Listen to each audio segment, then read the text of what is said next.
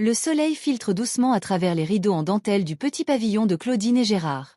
Dans la maison, tout respire la tranquillité. Un fond de radio nostalgique joue une vieille chanson d'amour, un parfum de lessive flotte dans l'air, et sur la table de la cuisine, une tasse de café fume encore.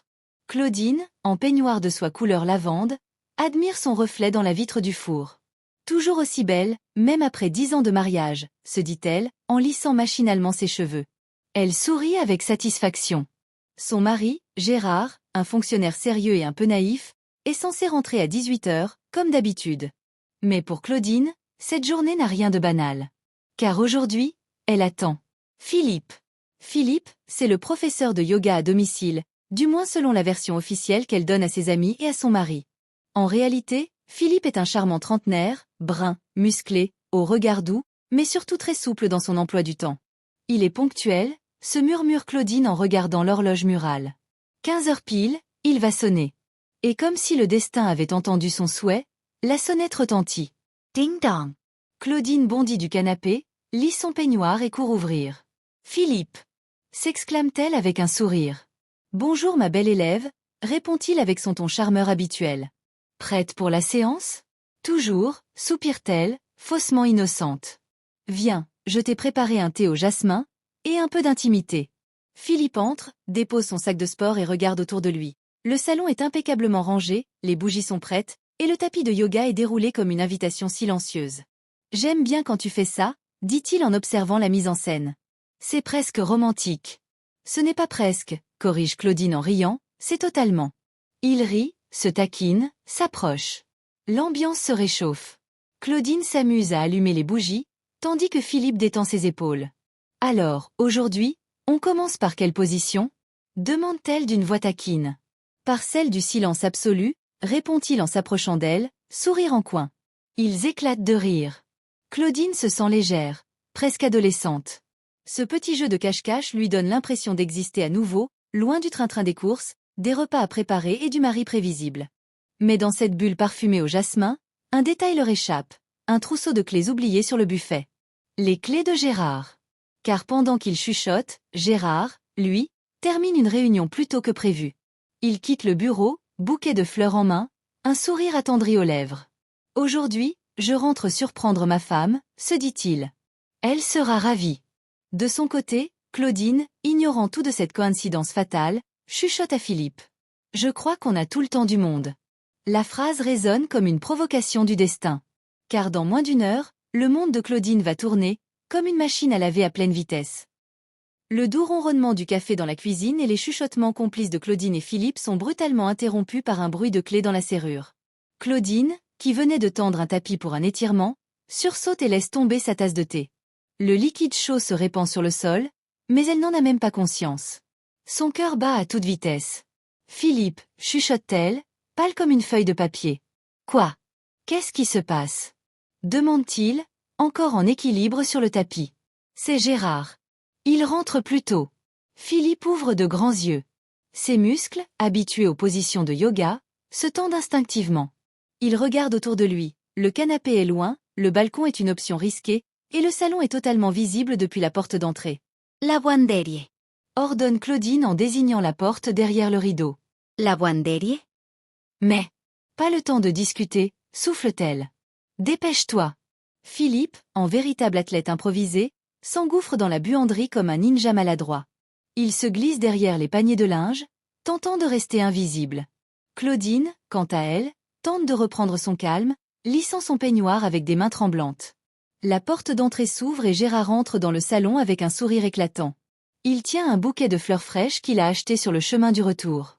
Il respire profondément, savourant l'anticipation de surprendre sa femme. « Chérie », dit-il en s'avançant avec un ton enjoué. « J'ai pensé que ces fleurs te feraient plaisir. » Claudine se fige, un sourire crispé sur les lèvres. « Oh, merci. C'est adorable. Tu m'as l'air nerveuse, » remarque Gérard en posant les fleurs sur la table. Claudine rit nerveusement. Oh, c'est juste le café qui est un peu trop fort, et le soleil qui m'éblouit. Philippe, dans la buanderie, retient son souffle. Un panier de chaussettes l'empêche presque de respirer correctement. Chaque pas de Gérard semble résonner comme un tambour. Gérard s'approche du canapé et s'installe, sentant quelque chose d'étrange. Il jette un coup d'œil vers la buanderie et fronce légèrement les sourcils. Pourquoi la porte est-elle entr'ouverte? Oh, le linge, tu sais, je voulais juste vérifier qu'il n'y avait pas de chaussettes perdues, répond Claudine avec un rire forcé. À l'intérieur, Philippe essaie de se faire tout petit derrière un panier d'adoucissant. Il murmure. Si je survis à cet après-midi, je me mets au tricot. Claudine essaie de détourner l'attention de Gérard. Tu veux un café avant de commencer? Plus tard, ma chérie, je préfère poser mes fleurs et me détendre un peu, répond Gérard, assis sur le canapé et ouvrant le bouquet. Les secondes s'étirent, et le silence devient presque palpable. Philippe commence à transpirer. Chaque bruit de pas de Gérard lui fait croire que sa cachette est sur le point d'être découverte. Claudine, nerveuse, sourit, discute, mais son esprit tourne à toute vitesse. Si Gérard ouvre cette porte, je n'ai plus qu'à inventer un cours de yoga aquatique dans la machine à laver. Le destin, bien sûr, semble déjà s'aligner pour ce moment, si l'on met de côté le doux bruissement des fleurs que Gérard arrange délicatement dans un vase. Claudine, toujours en peignoir, se tient à quelques pas de lui, le sourire crispé, priant pour que son petit secret reste bien caché. Dans la buanderie, Philippe tente de rester invisible, mais chaque petit mouvement des paniers de linge produit un crissement inquiétant. Qu'est-ce que c'était? Murmure Gérard, fronçant légèrement les sourcils en tendant l'oreille vers la buanderie. Oh, rien. Juste le chat, invente Claudine, se mordant l'intérieur de la joue pour ne pas éclater de rire. Mais Gérard n'a pas de chat. Il regarde autour de lui, intrigué, son instinct de mari suspicieux s'éveillant peu à peu. Il avance vers la buanderie, pas à pas, essayant de paraître calme. Chaque pas résonne dans le couloir, et Philippe retient son souffle, le visage presque collé contre un panier de linge blanc. Tu devrais vérifier la machine à laver, dit Claudine, en essayant de détourner son attention. Peut-être qu'un vieux chausson est tombé dedans. Un chausson, hein? Murmure Gérard, sceptique, les yeux plissés. À l'intérieur de la buanderie, Philippe murmure à voix basse. Un chausson? Claudine, tu plaisantes? Je ne suis pas un chausson. Claudine tente de masquer son stress derrière un sourire parfait. Oui, un chausson très vivant. Gérard s'agenouille légèrement pour inspecter la machine. Il appuie sur le bouton marche par curiosité, et la machine émet un petit BZZZ mécanique. Philippe, surpris et désorienté, se redresse un peu, oubliant que sa cachette est minuscule. Un panier de linge glisse et tombe avec un fracas métallique. Hein? Qu'est-ce que c'est que ça? S'exclame Gérard, les sourcils froncés. Claudine se sautait. Oh! C'est le panier, il est tombé, ça arrive, non? Philippe, maintenant recroquevillé au fond de la buanderie, murmure. Je savais que je n'aurais jamais dû accepter ce cours de yoga avancé. Gérard, intrigué et un peu amusé, se penche pour mieux voir dans la machine. Il entend alors un léger gémissement étouffé, un son qui ressemble vaguement à quelqu'un qui se débat. Il relève les yeux vers Claudine. Claudine, tu es sûre que ce n'est qu'un chausson? Demande-t-il d'un ton mi-sceptique, mi-amusé. Absolument, répond-elle, les mains tremblantes. C'est juste un chausson très expressif. Philippe, dans son coin, ne peut plus retenir un petit cri étouffé. Eh! Claudine, je crois que le chausson m'attaque. Claudine étouffe un rire nerveux. Gérard éclate d'un petit rire moqueur. Eh bien, je ne savais pas que tes chaussons pouvaient crier à ce point. Mais Philippe est désormais coincé dans un dilemme, rester caché, ou improviser une sortie digne d'un sketch comique. Claudine, quant à elle, comprend que la situation est en train de lui échapper complètement. Chaque seconde qui passe rapproche la découverte fatale et transforme ce qui devait être un après-midi discret en véritable comédie de vaudeville. Le suspense monte, la machine à laver, le panier de linge, le gémissement étouffé, tout converge vers le moment où Gérard décidera de vérifier de plus près. Et personne ne peut prédire le chaos qui va s'ensuivre. Le silence pesant dans le salon est presque étouffant. Gérard, intrigué, observe la machine à laver avec un mélange de curiosité et de suspicion. Claudine, quant à elle, se tient près de lui, tentant désespérément de garder son calme, un sourire crispé sur les lèvres. Dans la buanderie, Philippe, recroquevillé derrière un panier de linge, transpire à grosses gouttes. Chaque pas de Gérard dans la pièce voisine semble résonner directement dans son dos. Allez, je vais voir si cette vieille machine fonctionne toujours correctement, annonce Gérard d'un ton faussement détendu, s'approchant de la buanderie. Claudine panique intérieurement. Chaque seconde qui passe la fait frissonner. Si Gérard ouvre cette porte, c'est la catastrophe assurée. Philippe, dans sa cachette improbable, murmure. Pourquoi les cours de yoga doivent-ils toujours finir dans un endroit humide et dangereux?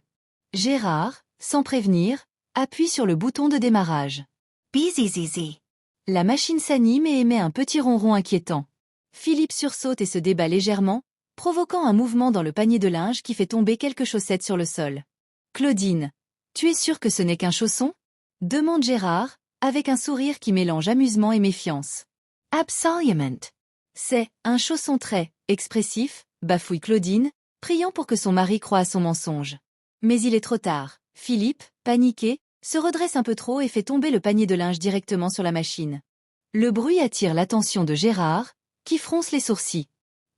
Ça semble bouger à l'intérieur, remarque-t-il, un sourcil levé. Butcher? S'exclame Claudine, essayant de paraître détendue. C'est le linge, sûrement.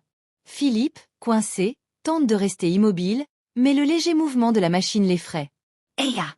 Je vais glisser, murmure-t-il, les yeux écarquillés. Gérard, intrigué et amusé, ouvre brusquement la porte de la machine. Philippe tombe en arrière, trempé et couvert de chaussettes et de déterge. Un silence absolu règne quelques secondes.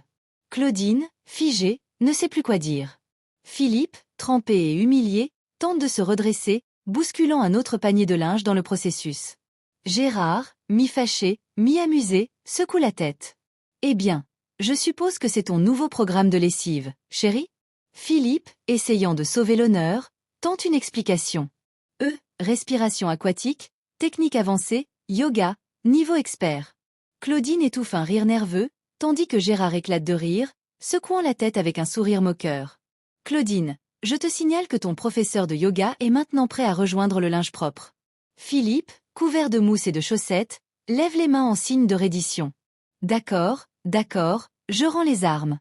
Claudine soupire, soulagée mais encore rouge de honte. Gérard, amusé, affiche une pancarte improvisée sur la porte de la buanderie. Accès réservé au linge propre et aux gens honnêtes. Et tandis que Philippe s'éclipse, la maison retrouve son calme. Mais Claudine sait déjà que cet après-midi restera gravé dans leur mémoire familiale comme la plus grande leçon de comédie domestique jamais vécue. Ampoule électrique moralité. Quand on mélange mensonge et machine à laver, tout finit par se tacher, même le cœur des adultes.